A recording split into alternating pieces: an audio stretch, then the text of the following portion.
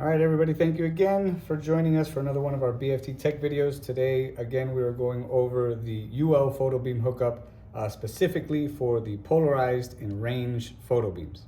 Again, it's very important to have a 5-wire hookup. We have moved with the UL325. We now need a 5-wire hookup to test our photo beams. I'm not sure if you can see that too clearly, but here's a little schematic on the beam itself.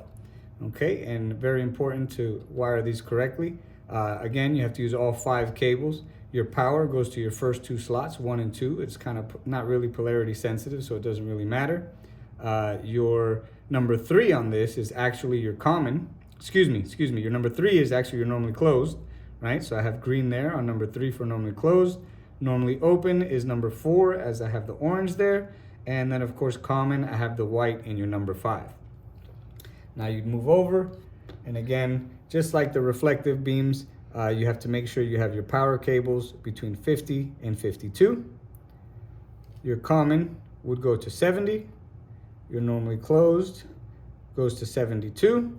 Of course, remove the brown jumper that's in there, and then your normally open will go to 73.